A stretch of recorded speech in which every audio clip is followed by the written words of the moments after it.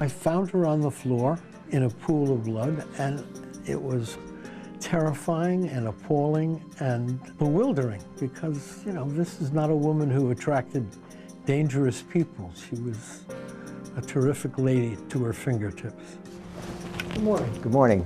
For nearly a dozen years, Rabbi Fred Neulander has sat behind the walls of this maximum security prison in Trenton, New Jersey. We have you sitting right here, sir. He is serving a minimum 30-year sentence with no possibility of parole until 2030 for ordering the 1994 brutal murder of his wife, Carol. She was found bludgeoned to death on the floor of their Cherry Hill, New Jersey home, beaten with a lead pipe.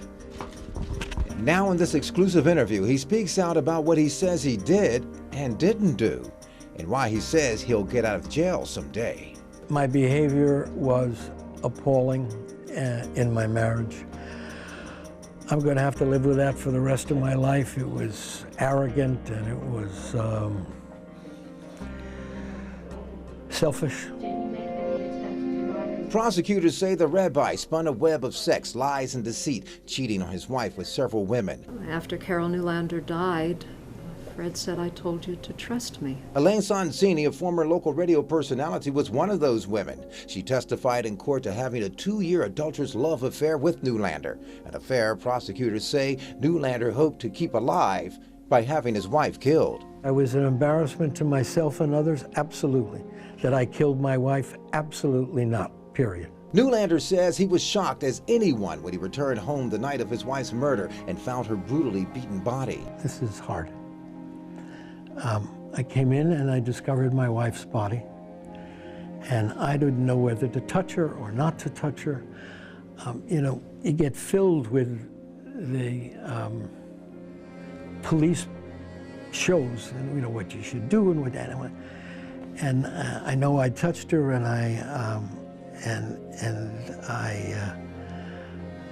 she just wasn't breathing. And I immediately called 911. A call prosecutors say Neulander faked. 911, state's emergency. I just came home, and my wife is on the floor, and there's blood all over her. But Neulander says there was nothing phony about his call for help. I panicked and I called. That was all there is to it. He also tells me he was in a daze when police and his son Matthew, a Cherry Hill EMT who happened to be working that night, arrived just moments later. I can't recall who I spoke to. I know I found my son outside, and I just tried to calm him down. But you know, the young man just lost his mother. And I don't know whether he saw her or not. I hope he didn't. But I just tried to hold him, and I can't even recall what I said. Police arrested Neulander 4 years after the murder and charged him with conspiring to murder his wife. He was released on a $400,000 bail. But in 2000, his bail was revoked after 2 men confessed to acting on orders from Neulander to kill his wife.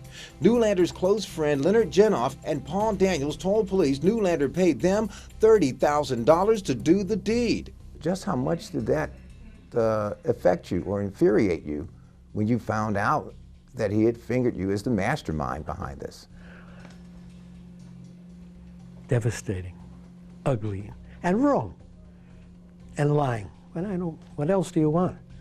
And what he has effectively done is he's stolen 11, 12 years of my life after bludgeoning my wife to death. But in 2009, Len Jenoff recanted his story, saying the rabbi had nothing to do with the crime. Neulander has filed an appeal and believes he'll get a new trial.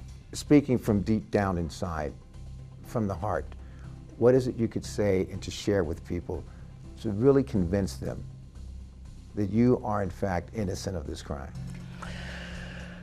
I think you're asking a question that I just can't answer. I can only put the truth out there.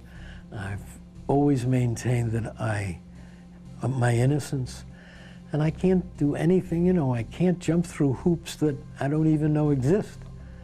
I have to just keep telling the truth.